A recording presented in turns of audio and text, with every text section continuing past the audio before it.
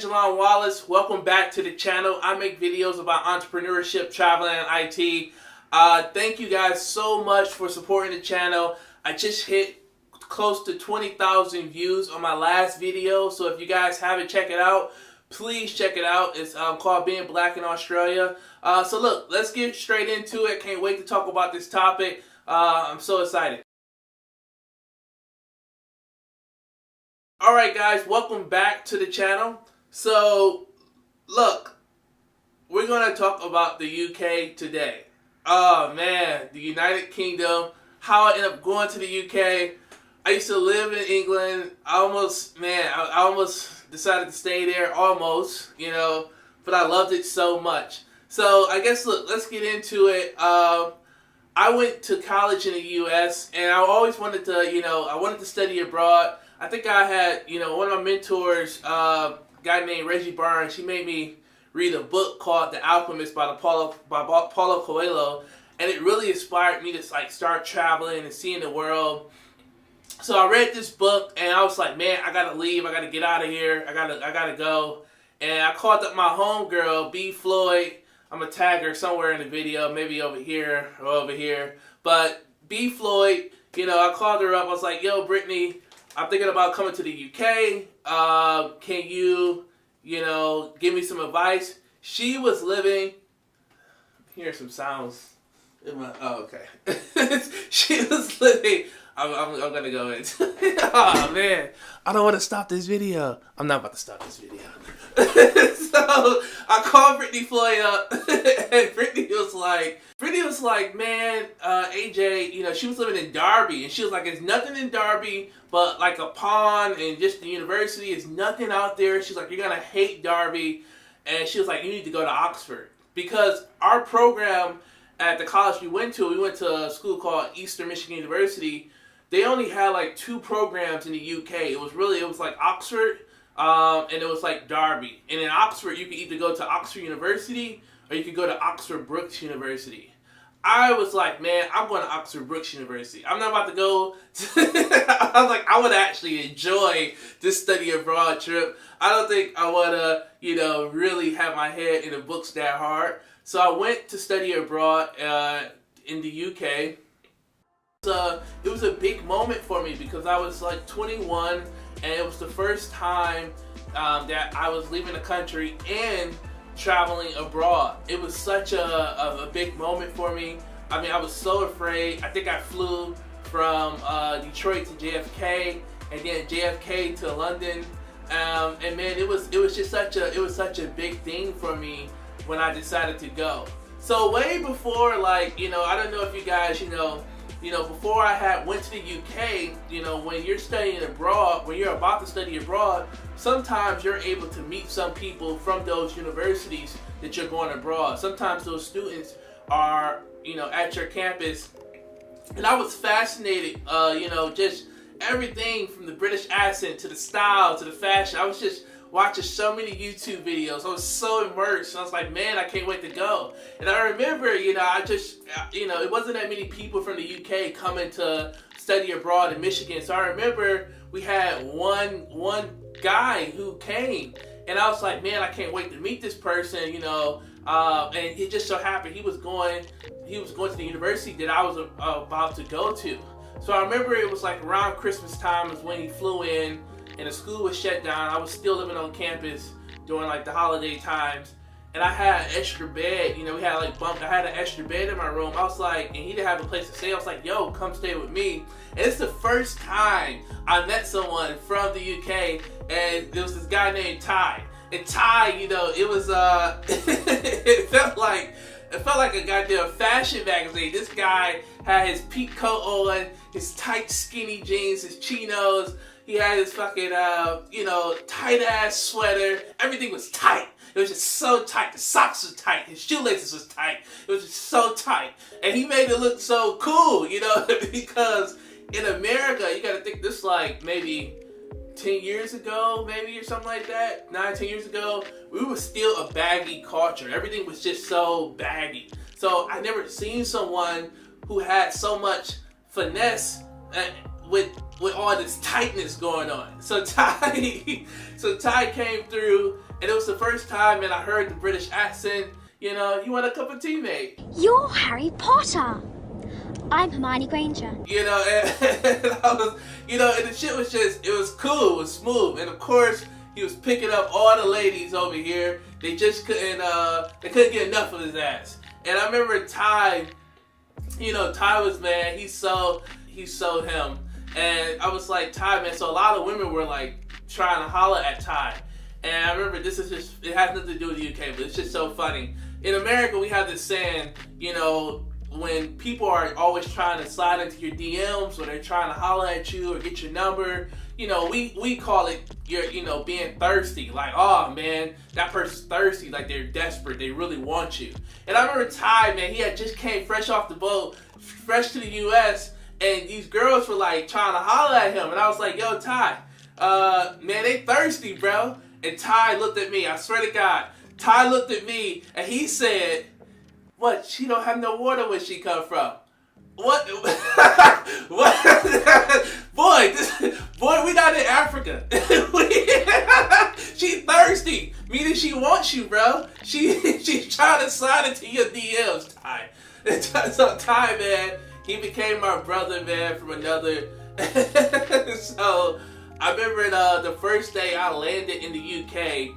And like, I got there, I told Ty like 6 months in ahead. You know, Ty didn't believe that I was actually gonna come over. I landed, I called Ty up, he's supposed to meet me at the airport. I'm like, bro, I'm here, I'm at Heathrow, I'm in London. He's like, oh, no you're not, man, you can't be for real. I'm like, I'm here, bro, where you at? He's in Oxford, he forgot about me. So I had to catch a bus from London to Oxford. Buses are like super cheap.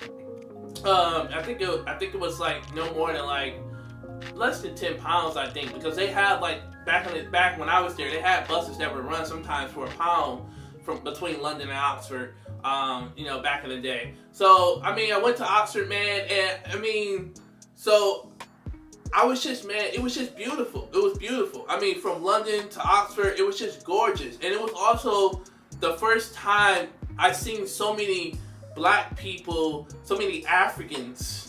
Let's just say, let's say Africans. That's so many Africans, you know, walking around with their head so high.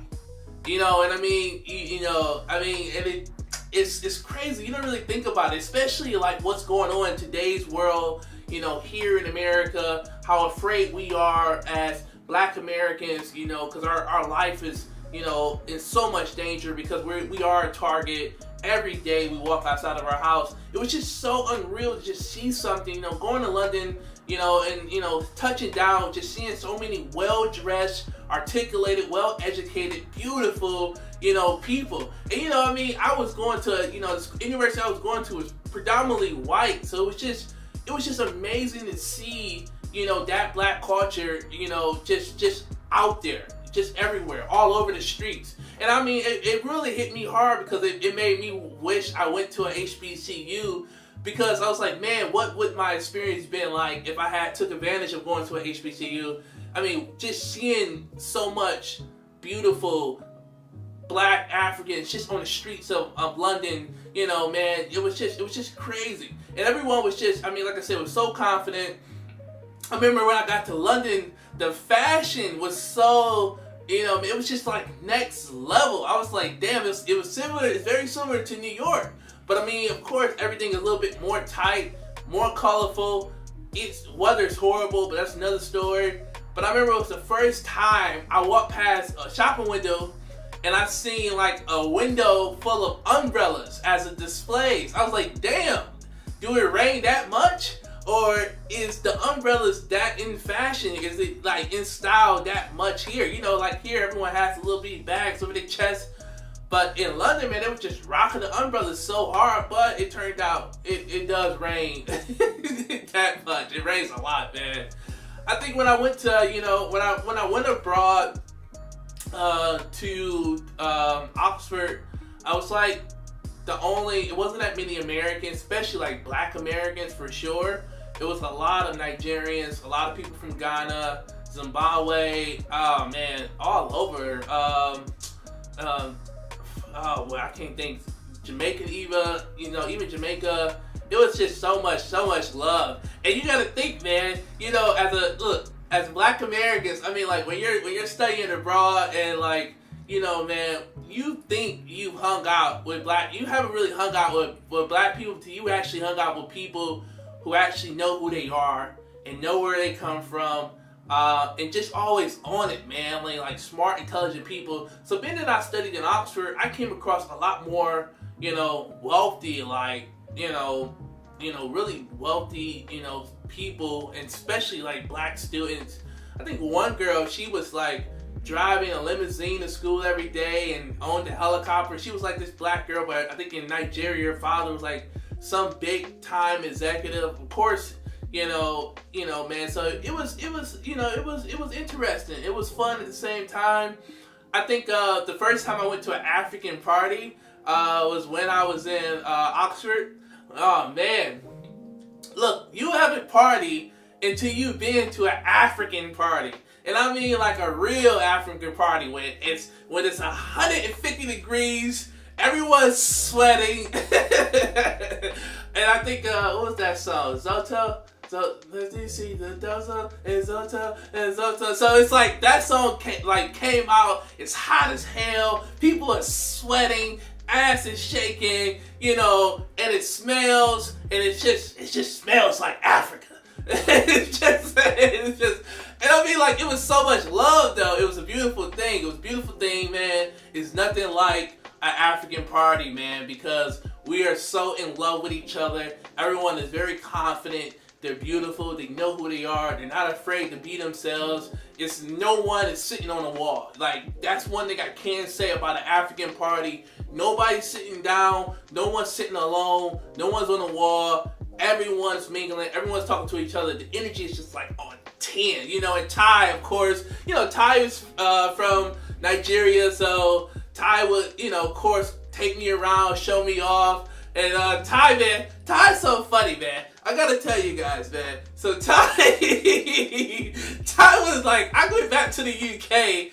It was weird. He started dressing like an American. And so sometimes we would, you know, I stayed with him a few times. And he would go meet up with a woman, and he walked out of the house in his Timberlands, in his basketball jersey, and baggy blue jean shorts. I was like, and I was, and I looked at him like, what the hell is going on?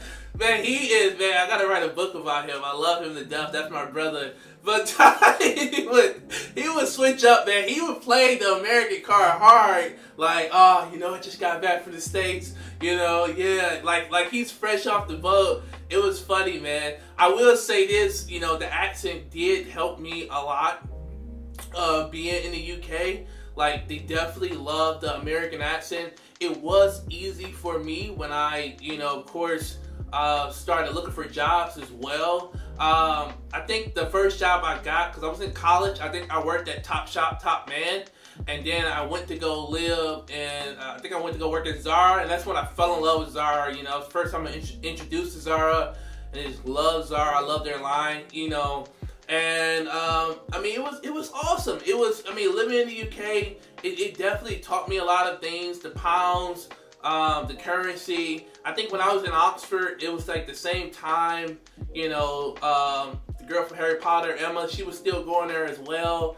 I mean, it was just an amazing experience, you know, being Black somewhere, feeling confident, and also just feeling safe. I mean, even when I lived in Oxford, you didn't really see the cops walking around with their guns. This is like back in the day, they usually like kept it in their cars, but it just felt so good. It felt so right, and it felt like, man, you know, you just felt like yourself, you know, like, I think, you know, I think from my experience being over there, man, it taught me a lot. You know, I think I think race, you know, racism is much a bit. We have a bigger emphasis on it, and it's a much bigger topic here in the U.S. But I just felt like, man, you know, maybe because it was my experience and where I lived in the UK. And all guys, just remember that this is I'm speaking from my experience. I'm not speaking on behalf of the whole goddamn, you know, United Kingdom. I'm just saying this is my experience when I lived over there. But I just felt like it was just so much love, man. People treated me with so much love. Maybe it was the accent, maybe it was the afro, I don't know. People said that I looked like will.i.am when I first got there, so that got me like my jobs, you know, because maybe the way my haircut was. But I mean, it just, you know, it was just good vibes, man. I love the UK. The only thing I hated about the UK was the weather. But I felt at home there, and maybe that's one of the things that sparked my interest even more to go over to Australia when I lived in Australia, because of course it's somewhat similar.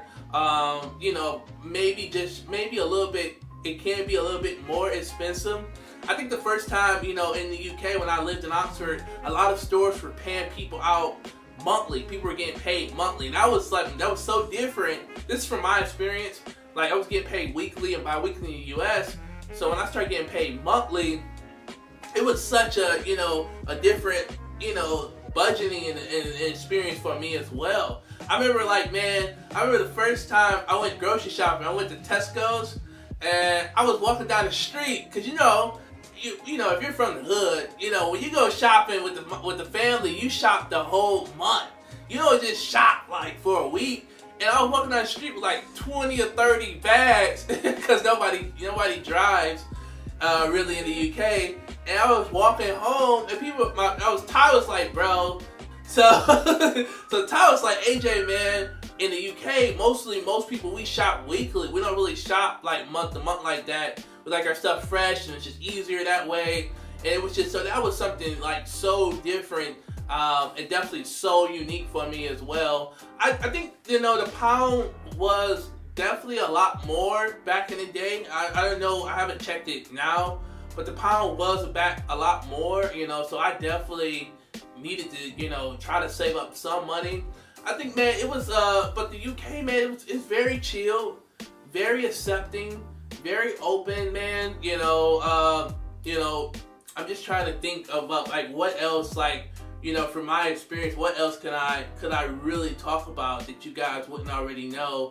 I mean, of course, look, I think that racism does exist in the UK.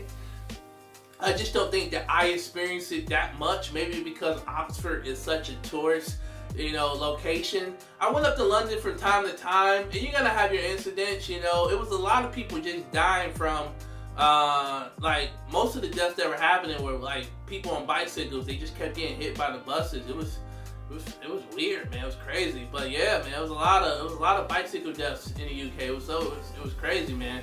But I mean, I didn't experience racism that much. I think, like, when I lived in Oxford, man, it was just crazy. Like, I remember the University of Oxford, they had this party, and I called my mom up.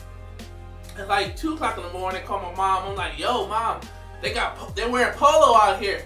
My mom was like, boy, we got polo here. Boy, don't be calling me at 2 o'clock in the morning, talk about they got polo here. And I'm like, I'm in a club, and the women were wearing like these velvet dresses with pearls, and all the guys were wearing like the polo jockey outfits, as if like the horses was outside or something. I'm like, damn. You know, that's how they live here. I mean, you know, compared to a party in the US, usually everybody has the same shirt on, the same jeans. It was just so weird, you know, seeing that. UK as well, you know, as my experience in Australia, is definitely a big drinking culture in the UK. I think I didn't really start drinking until I moved to the UK, because it was just so normal. People were beer, and, you know, man, you know, it was just so normal. I never really got down with the English breakfast. I never really felt it. It never really got to me. The food, in my opinion, the food was shit. The food was shit. I can't make that up, man. The food was horrible. I can't remember nothing good about the food in the UK at all. Hell no. I can't think of one good thing. Maybe the pies. Maybe. No. Oh man, the food was horrible. I'm not gonna lie. The food, like, Australia, America has the UK beat when it comes to food. And I'm probably gonna get 100 messages on this video. Yeah, just bring it at me. Go ahead, bring it. It's my experience. I just wasn't feeling the food. No taste, no salt, no pepper, no seasoning. It just wasn't. It just didn't hit. It just didn't hit it all. I mean, the great thing about living in the UK, though, I mean, especially for being black, for guys, it's easy to find good barbers. I struggled with, like, when I lived in Spain, I lived in Australia, and I'm gonna make a Spain video as well, but I struggled with finding good barbers the more I lived around the world. Like, you know, it was just so hard.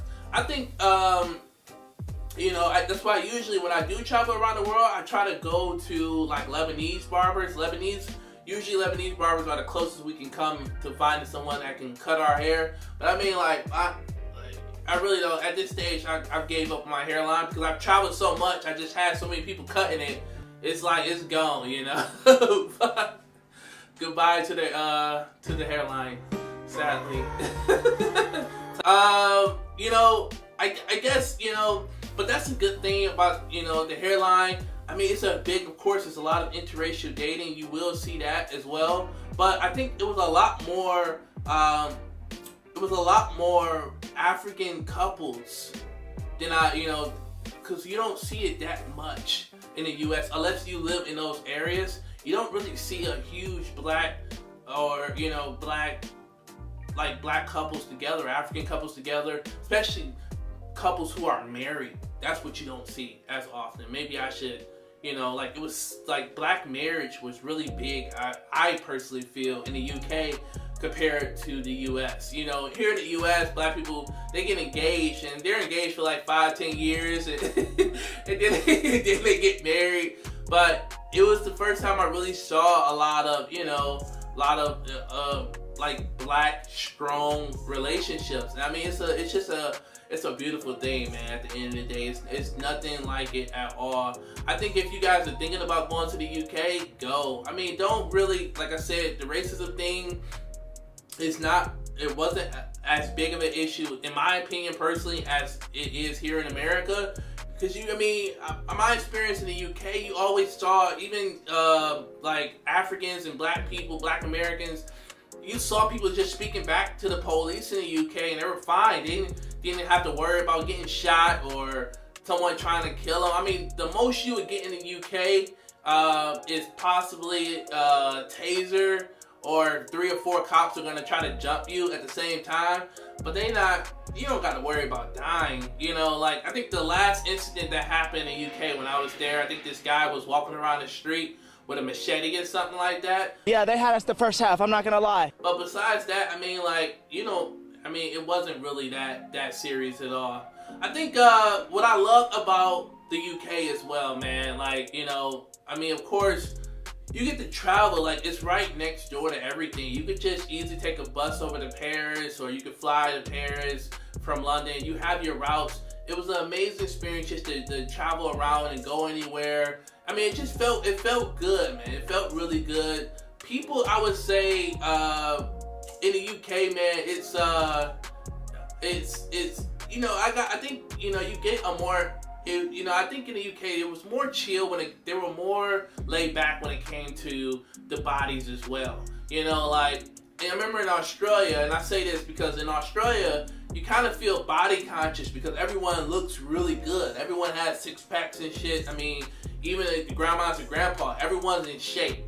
But in the UK, it was just more chill because I think it's just, you know, of course, Australia's a heavy drinking culture, but people were just more laid back when it came to, like, weight size and your body. You didn't see like fat. You didn't really see like fat people or big people like that. It wasn't that bad, but it wasn't, you know, people. You know, everyone didn't, you know, walk around looking like, you know, like a fucking Baywatch commercial. You didn't really get that type of vibe over there in the UK, not at all. It was just more chill, more laid back, for real. I mean, what I love about the UK, man, is, you know, especially like if you're black and you're a black American, or, you know, you're someone who's studying abroad, like when you make friends in the UK, man, they your friends for real. They got your back. Like, I remember one time I had an incident in the club. I think it was Seb or I don't know who it was, man, but I had an incident. I don't know what happened. I think somebody spilled their drink on me. And my white British friends, those boys, those boys was ready to fight for me. I'm telling you, man, when you make friends in the UK, man, they your friends for real. They got your back. They're gonna treat you. They're gonna love you, man. They're gonna have your back. And it's just good vibes, man. It's just a beautiful thing seeing how, you know, living through the eyes of a local, you know what I mean? Like really experiencing, seeing what it's like and getting to know people on so many levels. It was an amazing experience, and if you're thinking about going over for work or studying abroad, I think you should do it, man. You know, I mean, as long as you're okay with the weather and everything else, like the weather was so horrible. I remember, man, I can't make this up. I remember when I was in Oxford, and I'm from Detroit. We get like 8 inches of snow, and I remember I was living in Oxford, and Oxford, true story. They got 1 inch of snow, 1 inch, and the whole city shut down. I cannot make this up. The whole city shut down because the buses and the people with cars, no one knew how to drive in snow. I laughed so hard. I just couldn't believe that, man. It was so serious. Like, and I think it'd probably be the same situation for Australia as well if it ever really snowed. Like, and I guess, you know, it makes sense. But it was just funny, man, because it was like 1 inch. It was like, it was like 1 inch, man. So, yeah. I think, oh man, you guys know my videos are never organized. I just speak from the heart. But I think, man, you know, you're going to get mimicked a lot. You're going to get a lot of people, of course, repeating, you know, trying to imitate the American accent. You're going to get that often.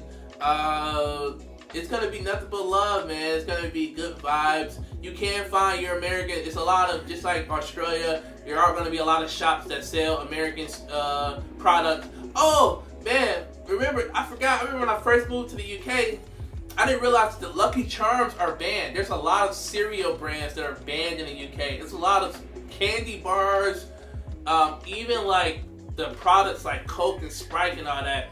They take out like a lot of sugar in order for it to even be sold overseas. Like it's really like they are health conscious for sure when it comes to the stuff that they're serving people, and that probably makes more sense why I've seen so many more elderly people walking around in the UK than often you do in America. Like, you know, even though the food tastes like shit, people do live long lives, you know, compared to the US. I can say that for sure. Even though it's a heavy drinking culture, but yeah, people live longer in my opinion. Look, I can't really think about what else I want to talk about, man. I had an amazing experience living in the UK. If I was to ever go back, I probably would live in London. Oxford was just like too small of a city for me. When I lived there, I'm more of a big city guy.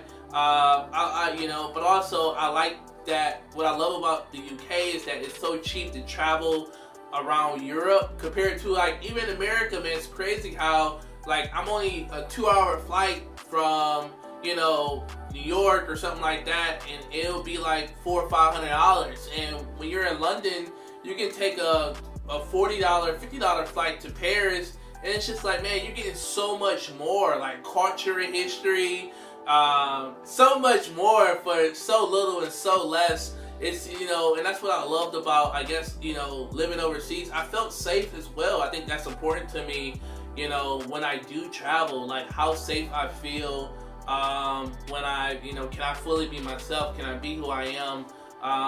You know, no matter what. So yeah, I mean, like, I miss the good old days. I mean, the great thing about living in the UK, you're gonna stand out. I think it's easy to get jobs over there, especially if you're like someone like me who work in like recruitment or sales, and you know, because Americans, we have these great, well, most of us do, we have great personalities, and a lot of companies like to bring that type of energy and culture into the office. It's not to say that UK people are lazy. They're not lazy at all. UK people are like hard workers.